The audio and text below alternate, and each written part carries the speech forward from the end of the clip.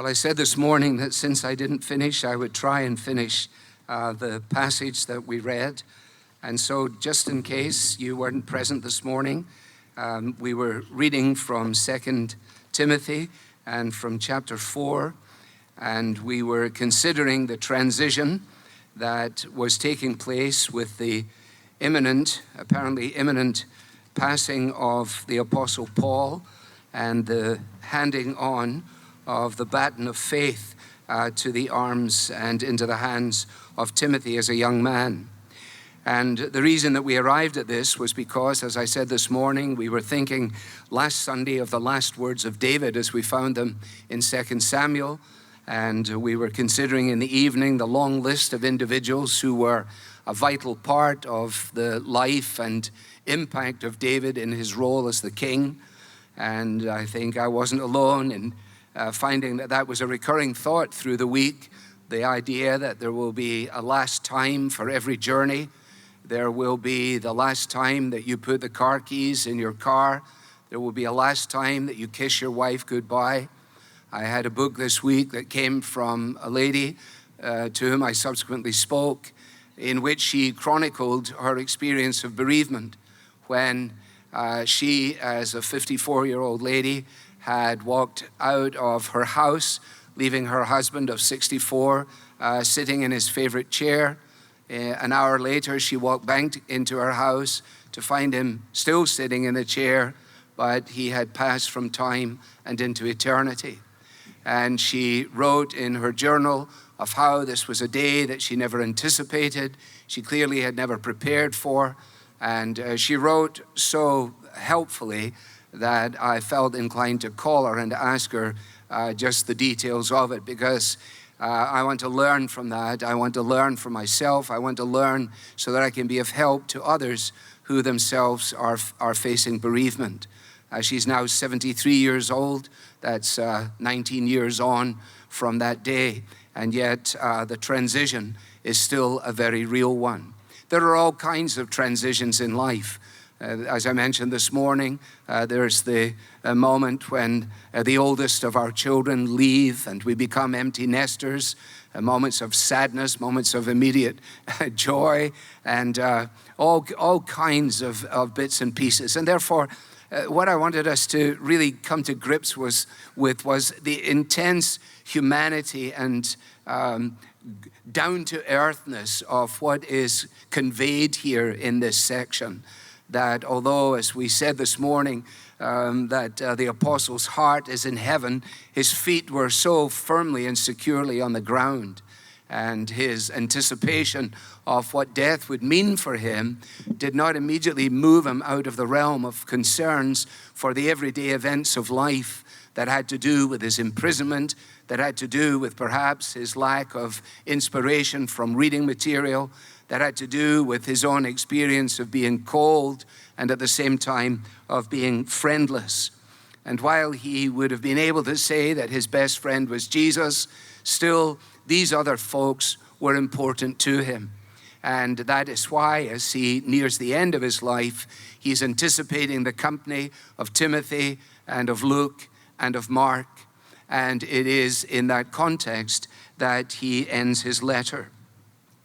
The way in which we considered it was very straightforward, and that's why we had ended at the 18th verse, and with our time gone, we just stopped.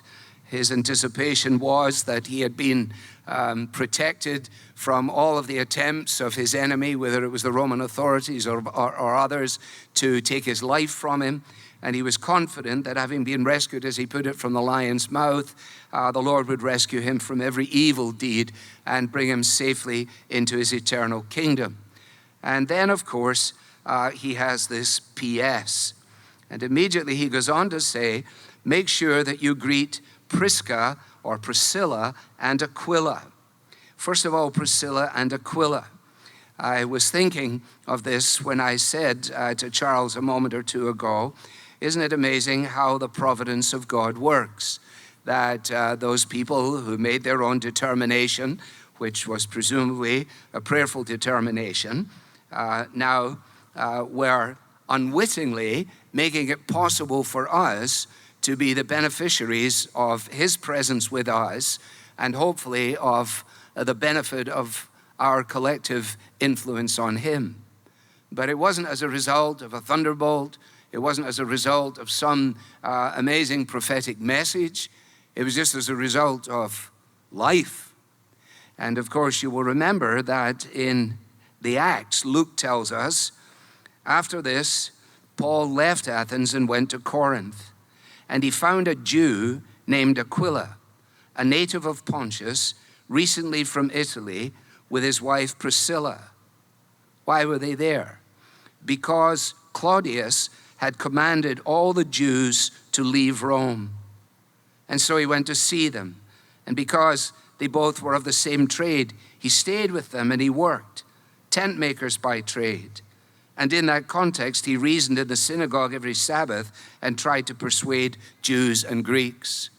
And so it's no surprise that as he comes to the end of the letter, he says, make sure that you greet Priscilla and Aquila. And also, of course, the household of Onesiphorus. We were introduced to Onesiphorus in the first chapter, when he had again mentioned the fact that he had experienced what seemed to be like a wholesale desertion in Asia.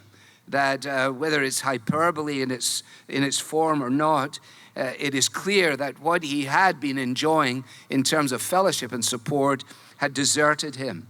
And he actually goes as far as to identify two individuals, Phygelus and Hermogenes, who presumably were perhaps leaders in saying, let's leave this guy Paul to his own devices. And then in contrast to that, he then introduces us to this fellow Onesiphorus. May the Lord grant mercy to the household of Onesiphorus. And then he tells us why. Because, he says, he often refreshed me. He wasn't ashamed of my chains. But when he arrived in Rome, he searched for me earnestly, and he found me. So once again, here you have Paul, uniquely gifted in a strategic place, and yet he recognizes what a tremendous benefit it was to him to have this particular individual encourage him in that way. And when you read that, and when I read it, it reminded me of just the importance of that kind of person. Indeed, when I preached this a few weeks ago in Keswick, when I preached chapter 1, that is, I said, every pastor needs at least one Onesiphorus. At least one. One's good, but at least one. And a bee on me? All right. Okay, thank you. See, that was a kind of onesiphoral kind of intervention. And basically all that Onesiphorus did was he went to a great deal of trouble in order that he might provide a great deal of comfort. He went to a great deal of trouble in order that he might provide a great deal of comfort. Somewhere in my notes, and I can't source it, I have the record of a gentleman by the name of Mr. Smith. And Mr. Smith's influence is recorded by his pastor at this point in history. And the pastor wrote quite a eulogy about Mr. Smith. And part of that eulogy reads as follows. A great blank was created in the church by the death of Mr. Smith. A Sabbath morning without his kindly visit to the vestry was difficult to imagine. He left behind him the fragrance of an honorable name and a cherished memory. The fragrance of an honorable name and a cherished memory.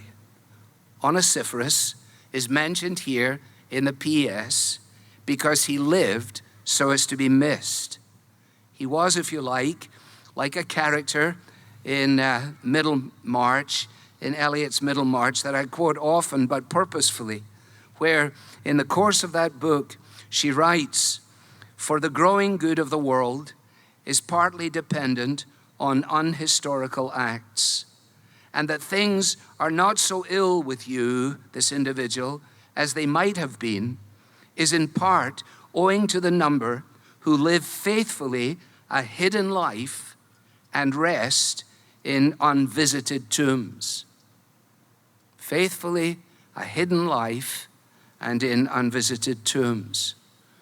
Just in the same way as Paul writes concerning the body. He's very clear, and he writes as somebody who is at the forefront of things. And he writes to say, when we think about the physical frame of our lives, the real stuff that's taking place that is of vital significance does not have to do with our ability to see ourselves in a mirror or to fix ourselves from the outside, but it lies in the unknown but necessary functions that are hidden within our bodies. And then he says, and that's the case too in the body of Christ.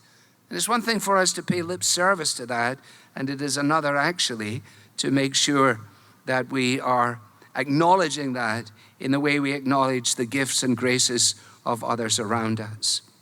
Greet Priscilla, greet Aquila, the household of Onesiphorus. Erastus remained at Corinth, Trophimus, who was ill, at Miletus. I want to make sure that you, Timothy, will do your best to come before winter. Whatever, especially with the cloak, that would make sense. Relationships in the gospel for Paul gave him the opportunity to give, to learn, to tolerate, and to be tolerated. And they do for us as well. But what about Eubulus? Who is Eubulus? Eubulus sends greetings to you. Well, they would have known. We don't know. I can't find him anywhere else. And Pudens, and Linus, and Claudia, and all the brothers and sisters. We should be happy to be included in that group. What part were you in? You remember that feeling at school when you weren't one of the athletes? When you weren't the fellow in the drama? When you weren't the starter? When they put all the names down? Some of them went with photographs, and then the rest of us were just in the list. And then there were all the other students, all the brothers and sisters. And that's it. That's really it. And that is the point that he's making. I want you to make sure that you greet these people. They have played a particular role, but I want you to know that Eubulus is greeting you, and Pudens and Linus and Claudia and all the brothers are sending the greetings to you. Fantastic. And so he says, I want the Lord to be with your spirit, and grace be with you. I said this morning, we consider the blessing of restored relationships. We consider the peculiar blessing of gospel partnerships, and we consider the peculiar blessing of a gracious parting. This is probably Paul's last written words. This is it. The Lord be with your spirit, and grace be with you. And the you is plural, incidentally. Why would it be plural? Because although it is a personal letter, it was written in the anticipation of a public reading. He is writing to Timothy to be read to the entire church so that they might learn what's involved in him being a pastor, and that they might learn what it will mean to support and pray for their pastor. And so the end comes. There is a last time, isn't there, for everything? And, the old song by that guy who used to whistle from New Zealand, the first time that we said hello began our last goodbye. And that is, of course, perfectly true. It's sort of morbid, but it is true. So the first time I greeted these young men is the precursor to our final goodbye. And that is true for every one of us.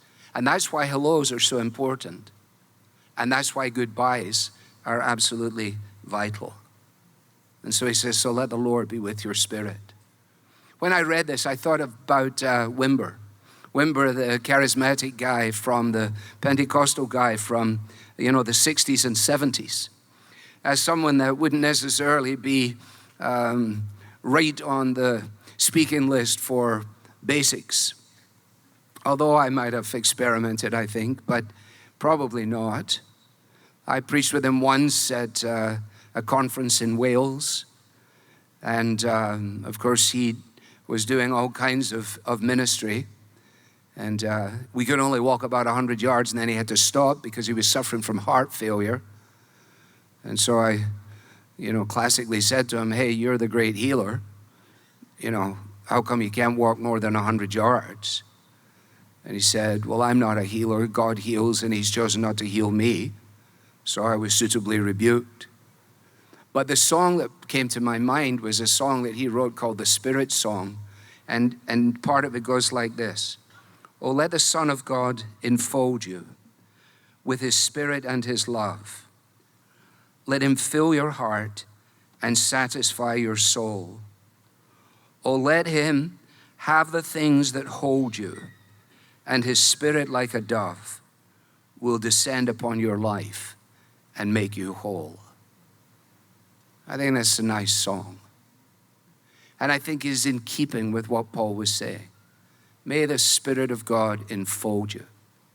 He begins his letter with grace in the second verse of chapter 1. He ends his letter with grace at the end of chapter 4.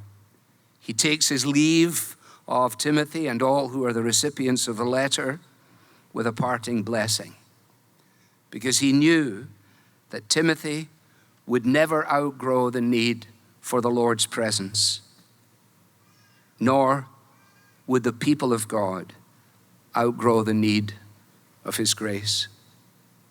And that's why, after all these years, so far away from Ephesus, we read this and we realize that the Spirit of God brings it home to our hearts. Relationships that need to be restored, gospel convictions that need to be reinforced, preparations for goodbye that are prepared for with a minimum of regret and disappointment, and with a minimum of disgruntlement and a lack of forgiveness and everything else that goes along with that. And all of that in these last words and in this long list.